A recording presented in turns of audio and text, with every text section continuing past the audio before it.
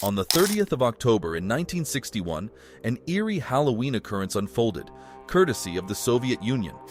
In the sky, 10 kilometers above Severny Island's barren landscape, a Tu-95 aircraft, under the command of pilot Andrei Durnovtsev, released a massive bomb. This 27-ton device plummeted for about a minute before erupting 4,000 meters above Mityushka Bay.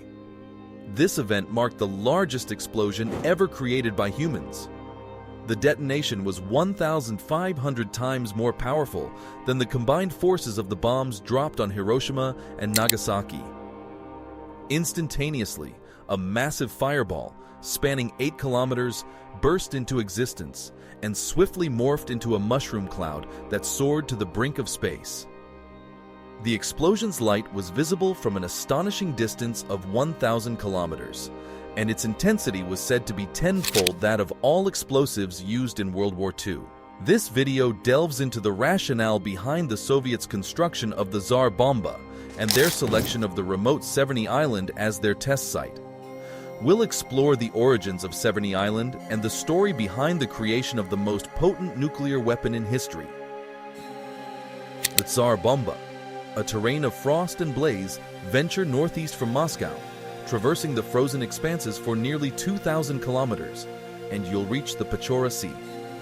Crossing this frigid, ice-laden sea brings you to Novaya Zemlya, a duo of desolate islands extending over 1,000 kilometers northward. These islands epitomize inhospitality with their fierce seas, icy fields, and towering mountains. The northernmost island, Severny, endures temperatures around 16 degrees C, often shrouded in fog or swept by chilling winds. Severny, known for its harsh beauty and wildlife like Arctic foxes and polar bears, gained infamy in the mid-20th century as the testing ground for the Tsar Bomba, humanity's largest superweapon. But Severny's history predates this event, first recorded in medieval times. Its remote and unwelcoming nature deterred exploration until the 18th century, and even then, it remained unsettled. Severny's isolation was so profound that its ownership was uncertain. In the 19th century, Norwegian interests began to probe its potential, prompting Russia to establish a permanent presence. In the 1870s, Moscow deployed indigenous Nenets people to Severny, where they sustained themselves through hunting and fishing. Despite the Nenets' adaptation to Severny's climate, their culture couldn't withstand Moscow's subsequent plans. As global events unfolded, including the overthrow of the Tsar and the rise of Joseph Stalin, Severny's destiny was intertwined with these changes. Stalin's reign saw the USSR's involvement in World War II and sparked a race to develop nuclear capabilities following the Trinity test and the bombings of Hiroshima and Nagasaki. Stalin, motivated by the nuclear advancements of the United States, tasked Lavrenti Beria with creating a rival bomb. Beria's recruitment at the Lebedev Institute was a coercive process, with refusals often met with execution. When Beria proposed physicist Igor Tamm's involvement in the weapons program, Tamm readily agreed. Accompanying Tamm was his student, Andrei D. Sakharov, whose decision to join would lead to the cataclysmic events on Severny. The scientist and his creation. Andrei Sakharov's journey to scientific prominence began in obscurity. Born on May 21, 1921 in Moscow, he was the offspring of a physics teacher who fervently nurtured his interest in science. To say Sakharov's father was supportive is an understatement. He reveled in his son's homegrown experiments while other children engaged in outdoor play. By 1938, Sakharov's passion for science had clearly taken root. He enrolled at Moscow University to pursue physics, but due to the Nazi invasion of the Soviet Union in the summer of 1941, he and his peers were relocated to what is now Turkmenistan. It was in this remote Soviet outpost that Sakharov completed his degree, his potential so evident that he was excused from military duties. After World War II, Sakharov returned to Moscow and secured a position at the Lebedev Institute under the tutelage of the esteemed physicist Igor Tamm. 2 years later, Lavrenti Beria was on the hunt for volunteers as the Truman Doctrine fueled the communist containment policy, making resources plentiful for Beria's project. Sakharov and Tam were faced with an alluring yet perilous choice: a world of ample funding and prestige, or a dire fate if they faltered. Fortunately, Sakharov's prowess in nuclear physics rendered failure unlikely. On August 29, 1949, the Soviet Union's first successful nuclear detonation, with a yield of 22 kilotons, mirrored America's arsenal. Sakharov, present at the Semipalatinsk test site in Kazakhstan, must have felt immense pride witnessing the fiery spectacle. Unbeknownst to Sakharov, the U.S. was advancing with its hydrogen bomb development. In January 1950, President Harry Truman announced the American pursuit of a hydrogen or superbomb. Reacting to this, Beria issued a non-negotiable directive to Sakharov and Tam to expedite the Soviet hydrogen bomb project. Sakharov was dispatched to the Arzamas-16 nuclear facility, about 450 kilometers from Moscow. It was there that he conceived a groundbreaking design, a layered fission-fusion-fission device, or sloika, layer cake, promising a bomb of unprecedented magnitude. The ensuing years marked a perilous global arms race. On October 3, 1952, Britain detonated its first atomic bomb in Australia, becoming the third nuclear power. The U.S. escalated the stakes on November 1st, testing the Ivy Mike hydrogen bomb in the Marshall Islands with a staggering yield of 10.5 megatons, a leap in destructive capability. However, the Soviets, led by Sakharov's visionary thinking, were not far behind. In early 1953, Tam returned to Moscow, leaving Sakharov in charge of the Soviet hydrogen bomb project. His dedication was unwavering, unaffected by Stalin's death, Beria's downfall, and execution. By the summer, Sakharov was ready to unveil his monumental achievement. On August 8, 1953, Georgy Malenkov, the Soviet Union's interim premier, proclaimed that the United States' exclusivity in hydrogen weaponry was over. Just 4 days later, Andrei Sakharov illustrated this statement. Joe 4, the derisive American moniker for the Soviet Union's first hydrogen bomb, erupted with a force equivalent to 400,000 tons of TNT. While this paled in comparison to the magnitude of Ivy Mike, it remained the largest explosion the Soviets had orchestrated. Following this, Sakharov was honored with the USSR's most prestigious civilian accolade, Hero of Socialist Labor. However, despite this achievement, the Soviet Union still lagged far behind the United States. In March 1954, the Castle Bravo test at Bikini Atoll unleashed a 15-megaton behemoth that obliterated 3 islands and caused excruciating heat sensations 50 kilometers away. It was the most colossal bomb ever detonated by the U.S. For the Soviets, surpassing the megaton threshold became an urgent objective. In November 1955, Sakharov journeyed to Semipalatinsk to witness the USSR's most formidable nuclear test to date. As he flew over the Kazakh steppe, he reflected on the powerful natural forces below, drawing a stark contrast to man's feeble imitations. The bomb he was about to test, however, was far from insignificant. On November 22nd, a 1.5 megaton bomb was released above Semipalatinsk. The ensuing explosion was blinding, sending shockwaves that toppled people and structures alike. The aftermath was grim.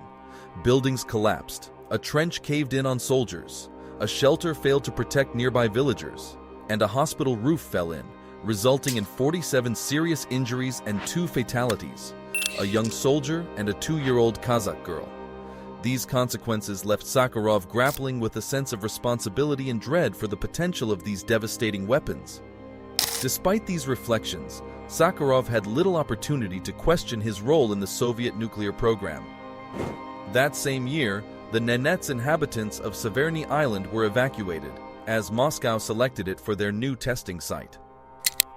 Building the Tsar Bomba. Following the Castle Bravo test, the U.S. shifted its focus from constructing larger nuclear weapons to developing smaller, more precise missile-mounted bombs. However, the Soviets, not yet having experienced their own Castle Bravo moment, were still fixated on creating a bomb of unparalleled magnitude. This ambition culminated in July 1961. Despite the ongoing unofficial moratorium on nuclear testing since 1958, the geopolitical climate in 1961, marked by the Bay of Pigs invasion, U.S. missile installations in Turkey, and the impending construction of the Berlin Wall, heightened tensions. In this environment, Nikita Khrushchev summoned Sakharov to commence work on the largest bomb ever conceived, a weapon intended to dwarf Castle Bravo. Sakharov faced immense pressure, as failure meant not execution, as in Beria's time, but public disgrace and career ruin. Undeterred by these stakes, Sakharov embarked on the project. The envisioned bomb, another iteration of Sakharov's layer cake design, was projected to have a staggering yield of 100 megatons, an explosive force 3,000 times greater than the combined force of the Hiroshima and Nagasaki bombs. This potency surpassed even Castle Bravo, which had inflicted severe damage at a distance of 50 kilometers. However, as the test day neared, Sakharov, troubled by the potential catastrophic consequences, decided to modify the bomb by replacing uranium layers with lead, halving its yield. This modified version, known as the Tsar Bomba, was destined to be tested on Severny Island. Detonation Day. On the brisk morning of October 30th, 1961, a heavy-duty Tu-95 bomber, commanded by veteran pilot Andrei Dernovtsev, took off from Russia's Kola Peninsula, bordering Finland. This mission was extraordinary. The bomber's bomb bay doors were removed, its exterior coated in a reflective white, and beneath it hung the largest bomb ever created, the Tsar Bomba, an 8-meter-long, 27-ton behemoth with an additional ton for its massive parachute, designed to slow its descent and provide Dernovtsev a slim chance of escape, with survival odds at a mere 50%. The plane traversed 1,000 kilometers over icy waters towards Severny Island, the designated target. At 11:30 a.m. Moscow time, over Mityushika Bay, and at an altitude of 10 kilometers, Dernovtsev released the Tsar Bomba. It fell silently for almost a minute before detonating at 3,140 meters above the island. The explosion was unprecedented. A colossal 8-kilometer-wide fireball erupted, visible from over 1,000 kilometers away, and a mushroom cloud soared 64 kilometers high, dwarfing Mount Everest, with a width of 100 kilometers. The impact was catastrophic. Severny, 55 kilometers from the epicenter, was annihilated. Animals 100 kilometers away suffered third-degree burns, while wooden structures 160 kilometers away were flattened and brick buildings lost their roofs. Eye damage afflicted those 250 kilometers away who faced the blast, and window panes shattered 700 kilometers away. The shockwave reached Finland, akin to a bomb in London causing tremors in Prague. Dernovtsev's plane near the blast center plunged 1,000 meters before regaining control. Observers described the overwhelming surreal sight. The Tsar Bomba's shockwave circled the globe thrice and registered as a 5.0 earthquake, disrupting radio communications across northern Russia. The world was now acutely aware of the Soviets' formidable nuclear capability. Aftermath. Ironically, the Tsar Bomba, despite its raw power, was impractical for warfare. Too large for missile deployment, it was more a propaganda tool than a functional weapon, a symbol of Soviet prowess in the nuclear race. The bomb's impact reverberated beyond its physical destruction, sparking global outrage and contributing to the 1963 atmospheric test ban, shifting nuclear testing underground. No subsequent tests matched its scale. Andrei Sakharov, the bomb's designer, was profoundly affected. Witnessing the bomb's power and potential for catastrophic misuse, he advocated for a total ban on nuclear weapons, leading to his professional downfall, relocation, and constant surveillance. He returned to Moscow only in the mid-1980s, passing away in 1989 with his vision of a nuclear-free world unfulfilled. Severny Island, the Tsar Bomba's ground zero, surprisingly emerged relatively unscathed, largely due to the bomb's clean detonation. While the Nenets population never returned, the island hosts a military base, a weather station, and occasional tourists. The Tsar Bomba's legacy endures, a stark reminder of humanity's capacity for self-destruction. Today, approximately 14,000 nuclear weapons exist, each capable of immense devastation. The era of nuclear proliferation persists, posing an ever-present threat to global security. This narrative is a poignant reflection on humanity's ongoing struggle with its most destructive creations, echoing Sakharov's hope for a future where such weapons are relegated to test sites, never cities. For a deeper dive into the captivating tales and pivotal moments of history, be sure to subscribe and join us on this enlightening journey through time.